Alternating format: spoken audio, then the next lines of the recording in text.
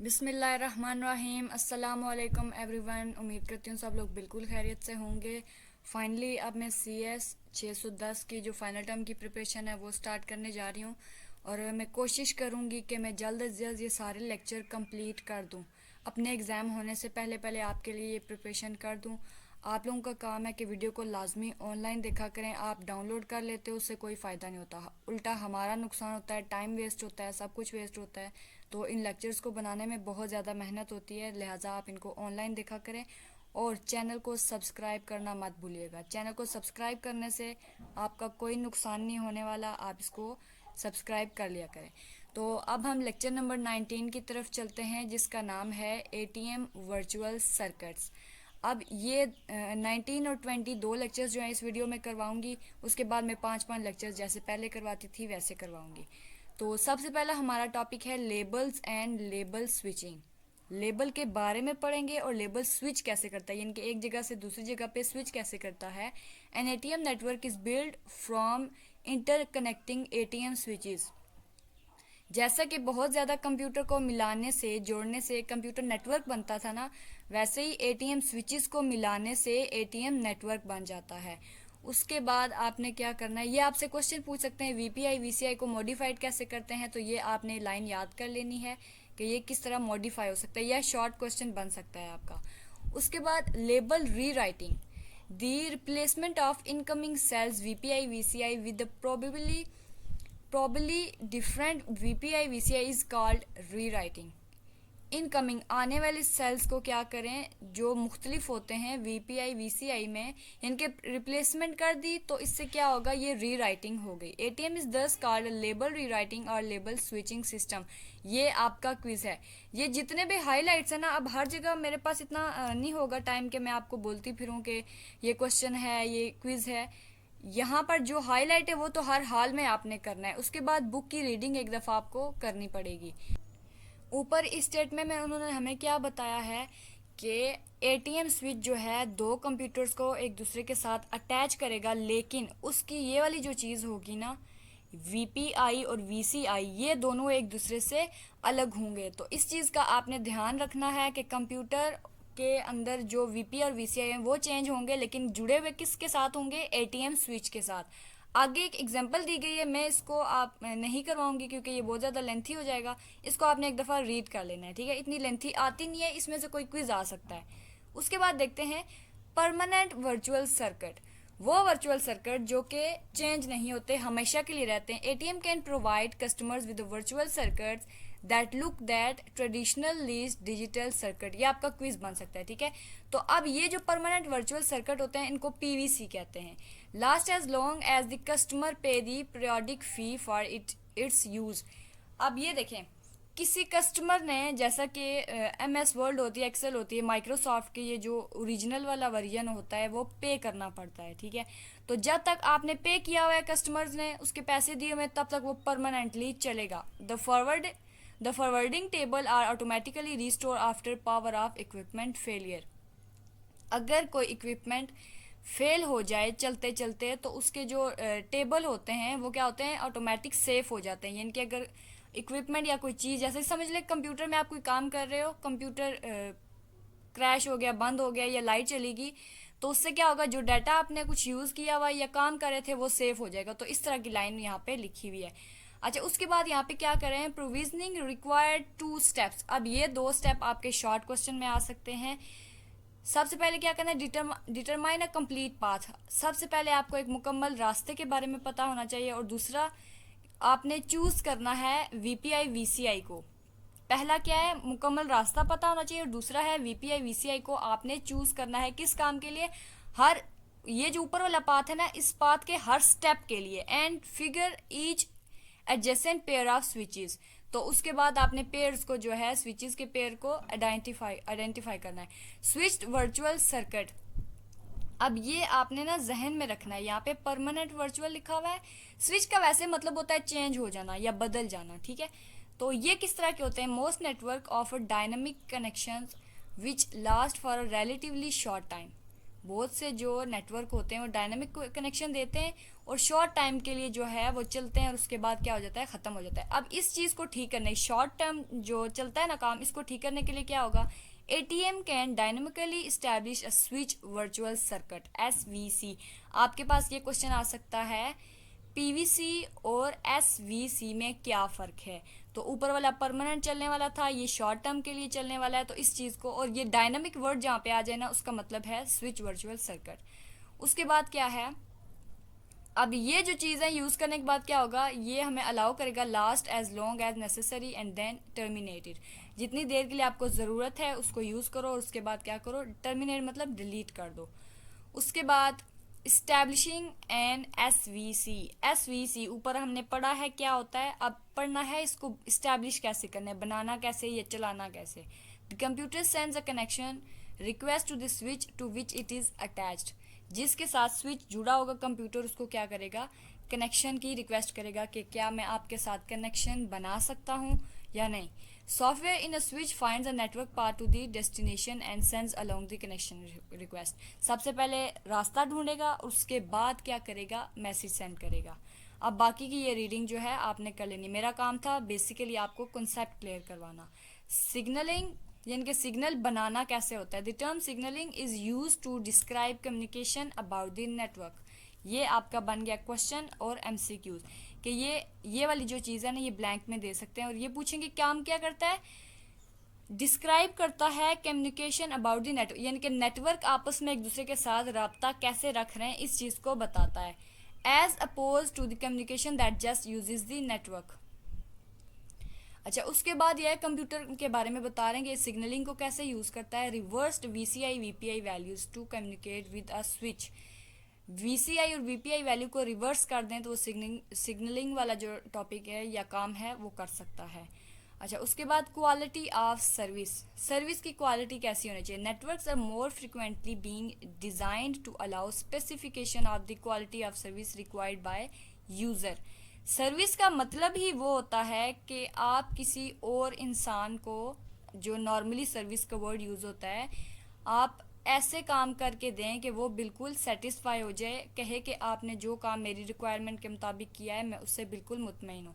तो ये उसी बारे में, यानी कि अब देखें हर चीज़ जो है कंप्यूटर से ही जुड़ी हुई है। यहाँ पर तो हम नेटवर्क के बारे में बात करेंगे कि नेटवर्क अच्छे से काम कर रहा है, यूज़र जो है उससे खुश हो गया है, तो उसको बोलेंगे क्वालिटी ऑफ सर्विस। प्रोवाइडिंग, ये यहाँ से एक आपका क्वेश्चन बनता है 64K वाला, ठीक है, इसको रीड कर लेना। क्वेश्चन नहीं बनता है, MCQs बनता है, ठीक है। Providing desired QoS desires are specified at connection setup times. अब ये क्या करते हैं, स्पेसिफाइड का मतलब होता है ये एक खास काम के लिए रखा जाता है। खास काम क्या है, connection setup time and one never Altered for the connection duration. Time को सेटअप करता है, दूसरा क्या है, कनेक्शन का जो ड्यूरेशन है कितनी देर में वो चलेगा या कनेक्ट होगा वो चेंज नहीं होता, नेवर अल्टर्ड, वो चेंज नहीं होगा, ठीक है। If a switches can not provide the resource it rejects the connection.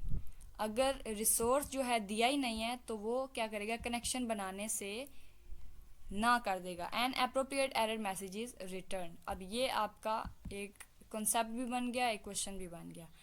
अब ATM के अंदर QoS स्पेसिफिकेशन कैसे होती हैं, इसके अंदर 3 होती हैं, CBR, VBR, ABR। अब इसी तरह याद रखना है इनको, ठीक है, इनको इसी तरह याद रखना है। पहले C वाली आएगी, फिर V वाली, फिर A वाली, तभी आपको याद रहेगा पेपर के दौरान भी।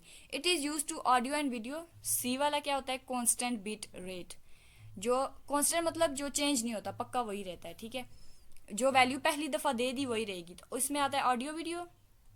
उसके बाद इसके अंदर एक और वर्ड है pre defined maximum data rates. Variable, variable का मतलब होता है जो वक्त गुजरने के साथ साथ चेंज कर सकते हैं या बदलता रहता है। तो इसमें होता है कंप्रेस्ड ऑडियो एंड वीडियो। वहाँ पे सिंपल ऑडियो वीडियो, यहाँ पे कंप्रेस्ड की हुई audio video with data rate depends on the level of compression. उसके बाद available bit rate, it is use typical data application. Easy है, आपको एक एक वर्ड क्लियर है सारा। इसमें क्या होगा, टिपिकल डाटा एप्लीकेशन क्या होती हैं, where the data rates may be unknown and बर्स्टी।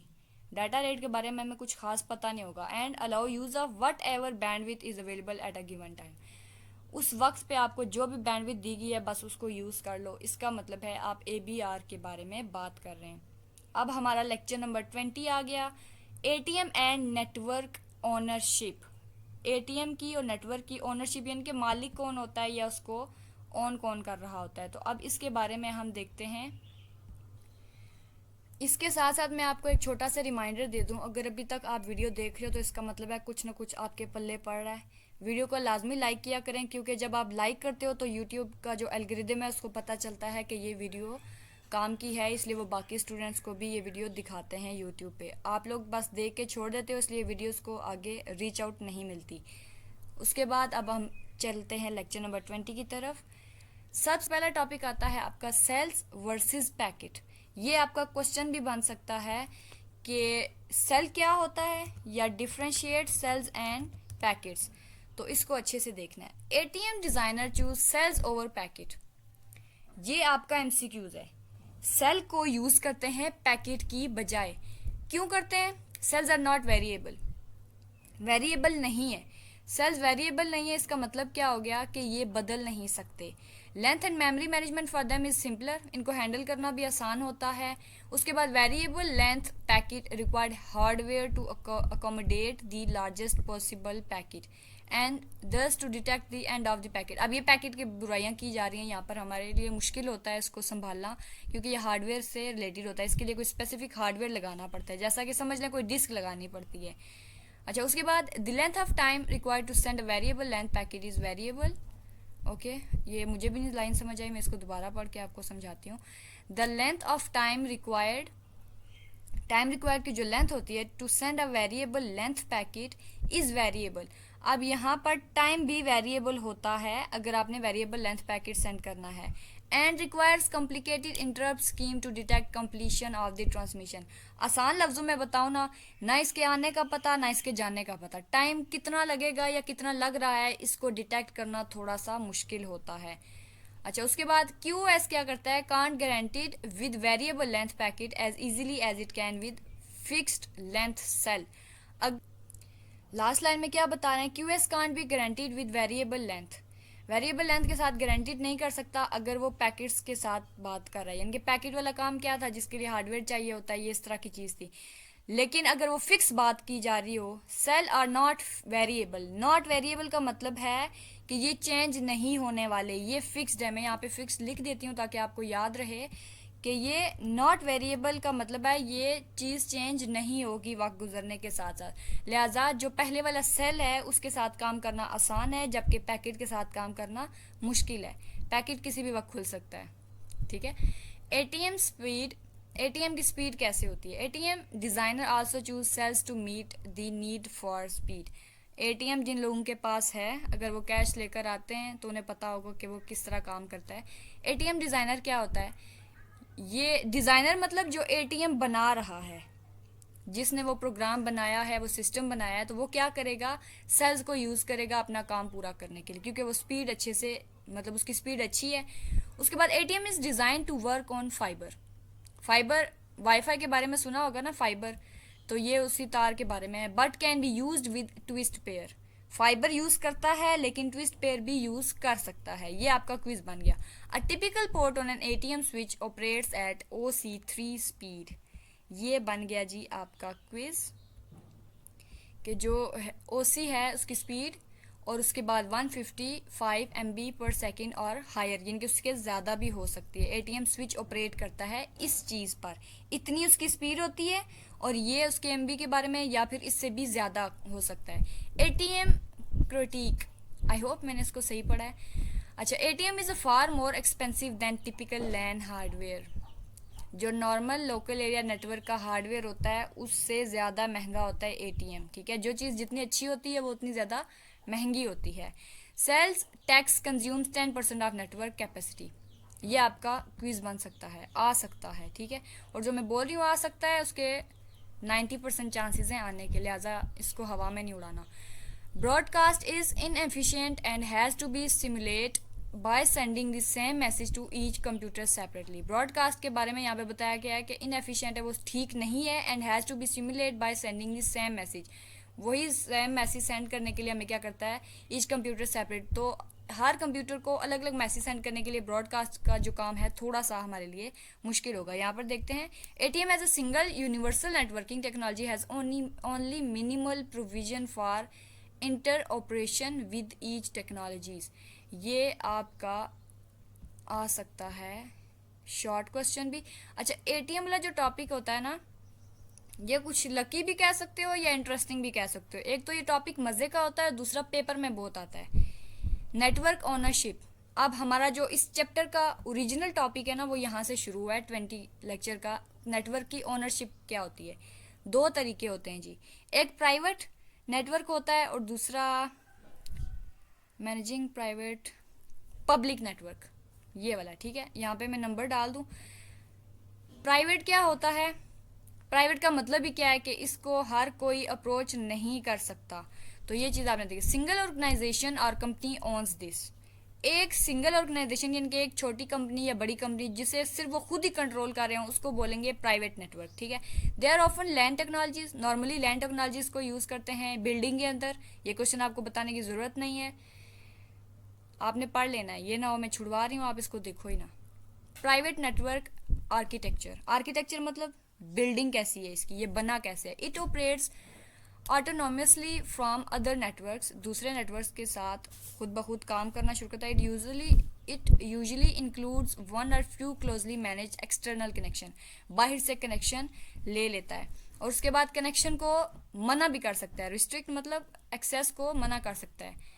अब इसके टॉपिक्स की बस उर्दू में जहन में बात रखनी है, ज़्यादा रट्टा मारने की ज़रूरत नहीं है। प्राइवेट क्या होता है? सिंगल ऑर्गेनाइजेशन या कंपनी चलाती है इसको, यानी कि लोकल एरिया नेटवर्क के बारे में बात होगी इसमें। प्राइवेट नेटवर्किंग आर्किटेक्चर बनता कैसे है? ये इस तरीके से मुख्तलिफ जो होते हैं ना दूसरे नेटवर्क यानी कि इंटरनेट वगैरह को जोड़कर बनता है। इसको मैनेज कैसे करते हैं? एक ऑर्गेनाइजेशन इसको ख़रीद लेती है and hire staff to design. Simple, कोई ख़रीद लेगा, उसको डिज़ाइन करेगा, उसको चलाएगा, उसको संभाल के रखेगा, उसको अपग्रेड करता रहेगा, तो इसका मतलब है वो चीज़ मैनेज हो रही है। It is responsible for all network management. उसके बाद एक्सटेंडिंग प्राइवेट नेटवर्क, एक्सटेंड मतलब थोड़ा सा बढ़ा देना। लार्ज ऑर्गेनाइजेशन में हैव मल्टीपल बिल्डिंग्स और कैंपसेस, जैसा कि हमारी वर्चुअल यूनिवर्सिटी के कैंपसेस हैं, मेन एक जगह पर है लेकिन छोटी छोटी ब्रांचेस बनी हुई है सारे पाकिस्तान में। तो ये क्या है? थोड़ा सा एक्सटेंडिंग प्राइवेट नेटवर्क बन गया है। ठीक है, पाकिस्तान में सारी यूनिवर्सिटीज़ वर्चुअल यूनिवर्सिटी को होल्ड नहीं कर सकती, लेकिन वर्चुअल यूनिवर्सिटी जो है अपनी अपनी ब्रांचेस चलाई हुई हैं, तो समझ लो उसको एक्सटेंड किया हुआ है। They can only install cables on their own property, अपनी प्रॉपर्टी की जो केबल्स और चीज़ें हैं ना उसको कर सकते हैं इंस्टॉल। अब आगे पब्लिक पे, पब्लिक में क्या होता है जी? सारी चीज़ें सामने, this is owned by common carrier, phone company हो गई। The public network are those network which are operated by common carrier. Common carrier समझ लो कि इसको एक बंदा, एक ऑर्गेनाइजेशन ओन नहीं करती, ये एक से ज़्यादा के अंदर कंट्रोल होता है। It may be telephone company और other organisation that builds network out of leased line.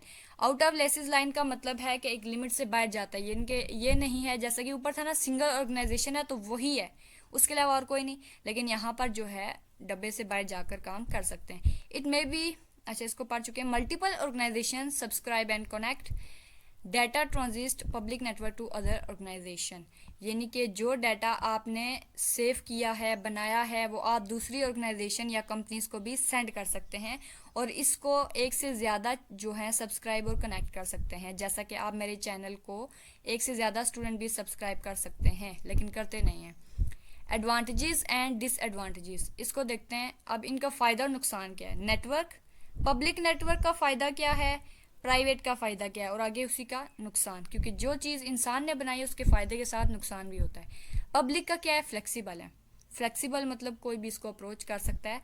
एक इसका ये भी नहीं है कि मैं उठी मैंने अप्रोच कर लिया, आप उठे आपने अप्रोच कर लिया, लेकिन इसके लिए एक ऑर्गेनाइजेशन नहीं होती, एक से ज़्यादा होती हैं। प्राइवेट का फ़ायदा क्या है? एक जो ओनर होता है उसके पास मुकम्मल कंट्रोल होता है over both the technical decision and policies. बाहर का बंदा जो है कंट्रोल नहीं कर सकता, ओनर को खुद ही करना पड़ता है। There are no decision making equipment or policies, इसके अंदर कोई डिसीजन मेकिंग नहीं, नो पॉलिसीज। ये वाली लाइन याद कर ली तो बस ऊपर नो लिख के डिसएडवांटेज बना देना।